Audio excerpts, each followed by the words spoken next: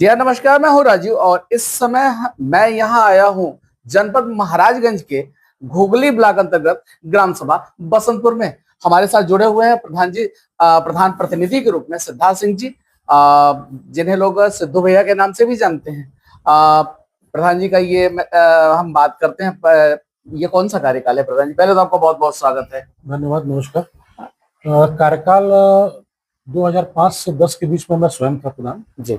और वर्तमान में हमारी पत्नी है जी अनामिका जी। अनामिका जी आपकी पत्नी है, वो वर्तमान में प्रधान है, और सिद्धार्थ सिंह जी हमारे साथ में बैठे हुए हैं बतौर ग्राम प्रधान प्रतिनिधि के रूप में।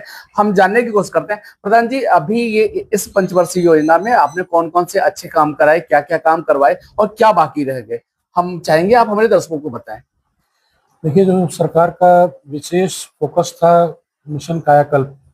मिशन कायाकल्प के अंतर्गत 3 विद्यालय थे हमारे यहाँ, प्राथमिक विद्यालय, उनका कायाकल्प कराया गया। पंचायत भवन का कायाकल्प कराया गया। CSC केंद्र बना, RRC सेंटर बना, अंत्येष्टि स्थल बना, मनरेगा पार्क बना, अन्नपूर्णा भवन बना, सामुदायिक शौचालय का कायाकल्प हुआ। सर मनरेगा का जिक्र किया सर, आप उसके बाद आप बताइएगा। मनरेगा का आपने जिक्र किया, 252-53 रुपए क्या सफिशियंट है जो मिल रहे हैं मनरेगा में? बिल्कुल नहीं। आज की वर्तमान की महंगाई को देखते हुए और गांव में जो सामान्यतः प्रचलित मजदूरी की दर है उसको देखते हुए 252 रुपए कुछ भी नहीं है, और वो भी श्रमिकों को निश्चित तय समय अवधि के अंदर नहीं मिल पाते हैं। कई बार तकनीकी कमियों की वजह से, धन की अनुपलब्धता की वजह से मजदूरी मिलने में भी लेट होता है। इसकी वजह से लोगों का इस योजना के प्रति से मोह भंग होता जा रहा है, विश्वास उठता जा रहा है। गांव स्तर पे सही बात है कि वर्तमान में काम कराने में इस मजदूरी दर पे बहुत दिक्कत आ रही है। बहुत दिक्कत आ रही है। सर, हम चाहते हैं कि आपने फिर विद्यालय कितने हैं अभी का आपके पास? वर्तमान में 1 प्राथमिक विद्यालय कार्यरत है। 2 प्राथमिक विद्यालय सरकार द्वारा जो निर्धारित संख्या थी मानक के अनुसार पूर्ण हो पाने के कारण उनको बंद कर दिया गया। बाल वाटिका उसमें संचालित करने का सरकार का मंशा था, लेकिन अभी तक उस दिशा में क्या हुआ इसके संबंध में कोई स्पष्ट या ठोस जानकारी उसको मिली नहीं अभी। सर, विद्यालय में वो जो टाइल्स लगने थे और दिव्यांग शौचालय बनने थे, वो सब क्या सब कंप्लीट है? सब कंप्लीट सारे विद्यालय हमारे मिशन कायाकल्प के अंतर्गत टाइलीकरण, शौचालय, दिव्यांग फ्रेंडली शौचालय, बाल मैत्री शौचालय, बच्चों के पीने के लिए RO के पानी की व्यवस्था, ये सारी चीजें जो भी होनी चाहिए विद्यालय को सफल संचालन के लिए, यहाँ तक कि बच्चों के बैठने के लिए बेंच, मेज, कुर्सी, डेस्क, सब चीज की व्यवस्था अपडेट। सर, हमने देखा है कि आपने वास्तव में गांव में बहुत सारे काम कराए हैं। लाइब्रेरी भी आपके गांव में बनी है, बहुत अच्छी है। पार्क भी आपको, उसके लिए मुझे लगता है कि यहाँ पे सांसद जी और गिरिराज जी ने, जो पूर्व मंत्री थे, उन्होंने बड़ी तारीफ भी करी है। तो हम केवल इतना जानते हैं कि अभी आवास क्यों इतना कम आया आपके वहाँ? जैसे पूर्व में जो सूची पूर्व के कार्यकाल में जो भी प्रधान रहे, उनके कार्यकाल में जो सूची उन्होंने जमा कर रखी थी, सर्वे अपना जमा कर रखा था उन लोगों ने, उस सर्वे का धनराशि हमारे ग्राम पंचायत में आवंटित होनी थी। तो जैसा कि आप जानते हैं कि आवास की धनराशि आवंटित होने से पूर्व एक अंतिम स्तर की जांच होती है, जिसमें पात्रता या वर्तमान स्थिति का आकलन किया जाता है। बहुत से लोग होते हैं आज पात्र हैं, 2-4-6 महीने, साल भर में धीरे धीरे बना भी लेते हैं। तो उस स्टेज में जब वो आकलन हुआ तो मालूम चला कि बाकी तो सारे लोग अपात्र घोषित हुए, सिर्फ एक व्यक्ति का उस वक्त पात्रता में था, तो वो उसका माननीय प्रधानमंत्री आवास उसका बन गया। इसके अतिरिक्त 2 माननीय मुख्यमंत्री आवास बने हैं, एक दिव्यांग है और एक महिला है जो कि मतलब विधवा हो गई थी, उसके पति की एक दुर्घटना में मृत्यु हो गई थी, छोटे छोटे बच्चे। ठीक है। RRC centre sir? RRC centre बना, RRC सेंटर बना है। लाइब्रेरी बनी ही है। इसके अलावा कौन कौन से विकास कार्य?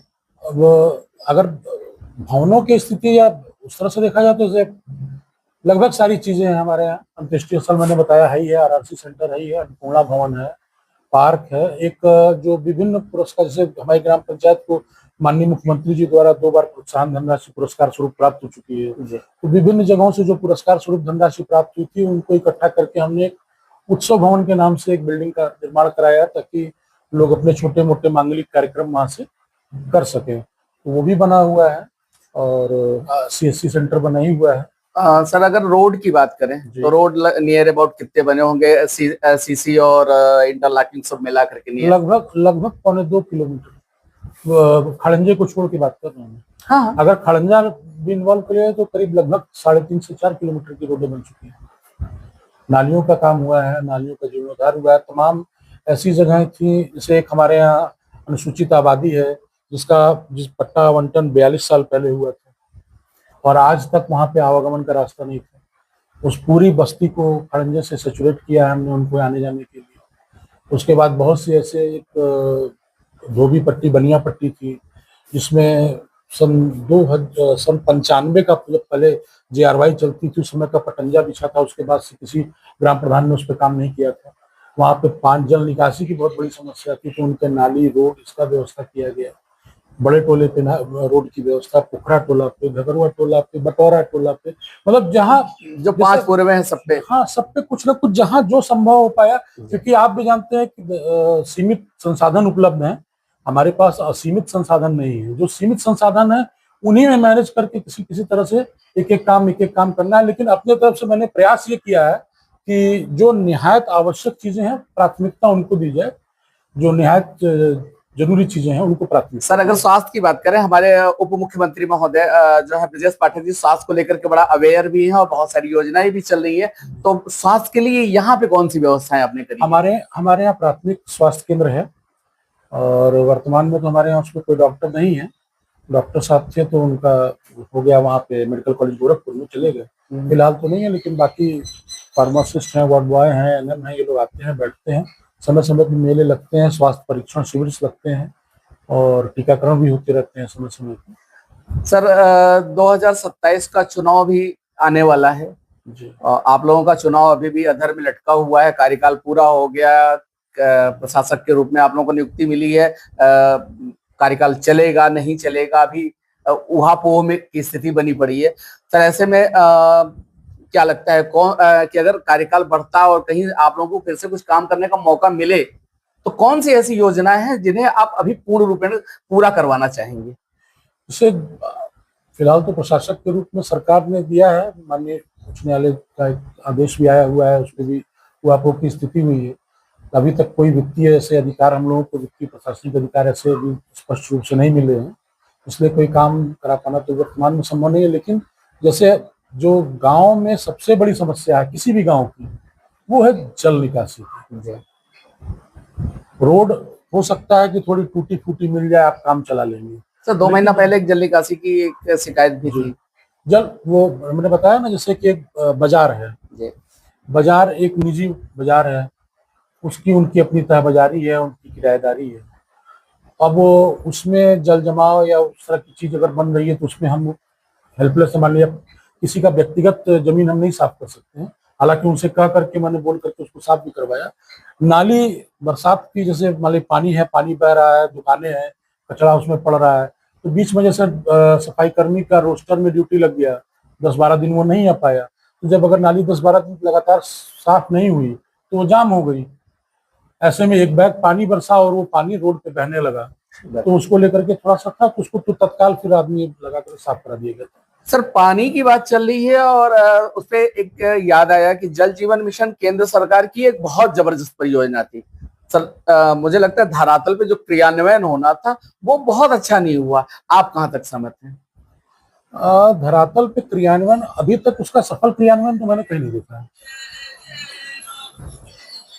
अभी तक मैंने उसका सफल क्रियान्वयन कहीं नहीं देखा है। हमारे गांव में भी काम चल रहा है जी। कौन कर रहा है, कैसे कर रहा है, जबकि जिलाधिकारी महोदय द्वारा इस पर निर्देशित भी किया गया था कि प्रत्येक ग्राम पंचायत को DPR उपलब्ध कराई जाए। आज तक DPR नहीं उपलब्ध कराई गई, ब्लूप्रिंट नहीं उपलब्ध कराया गया। किसी जिम्मेदार अधिकारी ने मौके पे आकर के बात करना, गांव की समस्या को समझना उचित नहीं समझा। जो रोडे नालियां उनके द्वारा तोड़ दी गई, खोद दी गई, बस वो ऐसे ढक वक के चले गए। आज तक पानी नहीं चालू हो पाया। इसकी शिकायत मैंने माननीय जिलाधिकारी महोदय से भी की थी। माननीय जिलाधिकारी महोदय के निर्देश पे मुख्य विकास अधिकारी महोदय मौके पे आए भी थे, देखे भी थे, और जो उसके अवर अभियंता वहाँ मौके पे आए थे उनको काफी बोले भी और तत्काल तय समय सीमा के अंतर्गत काम संपन्न कराने के लिए भी कहे। जिलाधिकारी महोदय की बैठक में जब वो काम संपन्न नहीं पाया गया तो उस पे उस संबंधित फर्म पे पेनल्टी भी लगी, जी लेकिन फिर भी स्थिति यथावत है, काम बंद पड़ा है, न वो लाइन चालू हुई है, न बंद, मतलब वैसे ही पड़ी हुई है। मतलब आपके वहां कह सकते हैं कि पूर्ण रूपेण पे ये योजना यहाँ भी धरातल पे बस फेल ही लगभग लगभग रही। सर, चुनाव सर पे, आप अपनी जनता से कुछ कहना चाहेंगे? जनता से तो खैर रोज मुलाकात होती है, जनता की बात मैं सुनता हूँ, मेरी बात जनता सुनती है, जी। और जनता ये जानती है कि अगर वो अपनी किसी भी समस्या या परेशानी को लेकर आते हैं तो अंतिम स्तर तक मेरा प्रयास यही होता है कि किसी भी तरह से इसका समाधान होना चाहिए। इसको मैं अपनी निष्ठा, अपनी ईमानदारी के साथ प्रयास करता हूँ। हो सकता है कहीं कुछ जगहों पे असफल भी हो जाते हैं, हम भी मानव हैं, हमारी भी अपनी कुछ व्यक्तिगत जिम्मेदारियां हैं, परिवार है, हो सकता है किसी स्तर पर, लेकिन मेरी भावना कभी किसी के प्रति गलत नहीं रही है। जिसकी जो मदद, जैसी भी मदद, जहां भी जिस रूप में जिसने जो पूछता है, हमेशा उपलब्ध रहते हैं, हमेशा सुलभ रहते हैं। जनता है तो हम हैं तो जनता है। हम लोग, हमारा तो सीधा मानना है कि गांव राजनीति का क्षेत्र नहीं होता है, बिल्कुल। गांव एक परिवार होता है। आज भी गांव में वो परंपरा कायम है कि बगल वाले के घर में चूल्हा नहीं जल रहा है तो उसके बगल वाला पड़ोसी अपने घर से खाना पहुंचाता है। बिल्कुल, ये एक परिवार में ही संभव है। तो गांव राजनीति का अखाड़ा नहीं है, राजनीति करने के लिए पूरा क्षेत्र पड़ा हुआ है, देश पड़ा हुआ है। सबसे मेरा यही निवेदन और आग्रह रहता है कि गांव में राजनीति नहीं होनी चाहिए। जैसे हम चाहते हैं कि हमारे परिवार में एक आपसी भाईचारा और सामंजस्य बना रहे, हमारा परिवार तरक्की करे, सेम वही भावना मेरी गांव के साथ भी होती है। मेरे गांव के लोग खुशहाल रहें, संपन्न रहें, आगे बढ़े, तरक्की करें शांति से। जो छोटे मोटे झगड़े विवाद भी होते हैं उनको प्रयास करते हैं यहीं पे हल करके दोस्ती रहे, कोई आदमी दुश्मनी न बढ़े। हमारा रिकॉर्ड है, कोई गांव में आज तक आप पूरे गांव में पूछ लीजिएगा, मैं किसी के मुकदमा दर्ज कराने नहीं जाता। घर का झगड़ा है घर में निपटाओ ना, ठीक बात है। थाने पे कचहरी में क्या होगा? चौका की बात चौकी नहीं जानी चाहिए, चौके की बात चौकी पे नहीं, घर में होनी चाहिए। हो गए बड़े बड़े मामले, लोग जो समझदार हैं समझते हैं, हल हो जाते हैं। छोटी मोटी कंफ्यूजन है क्लियर हो जाती है। लेकिन अब इसमें जो लोग राजनीति खेलते हैं, उसकी जमीन उसको लिखवा दो, उसका घर उसको कब्जा करा दो, तो उसका तलाक करा दो, तो उसका भगा करके दूसरे की लड़की भगा करके दूसरे लड़के से शादी करा दो, इसके मैं विरोध में रहता हूँ। इसका समर्थन मैं कतई नहीं कर सकता हूँ, चाहे पद पे रहूं चाहे ना। पद मेरी प्राथमिकता नहीं है, गांव मेरी प्राथमिकता है। ठीक बात है, बहुत बहुत धन्यवाद सर। धन्यवाद। ये थे सिद्धार्थ सिंह जी, जिन्होंने कहा पद नहीं प्राथमिकता है। हमारे जो अपने लोग हैं वो मेरी प्राथमिकता में है कि वो सकुशल रहे, उन जो विकास योजनाएं हैं वो उनका अधिक से अधिक जो लाभ है हमारे लोगों को मिले, हमारे लोग माने हमारी ग्राम सभा के लोगों को मिले।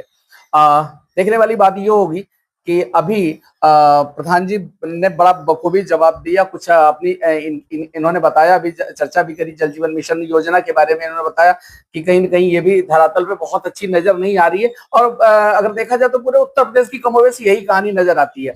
फिलहाल देखते हैं कि अगली बार जनता इन्हें दोबारा मौका देती है या नहीं। एबीपीएस न्यूज के लिए मैं राजीव, गोरखपुर।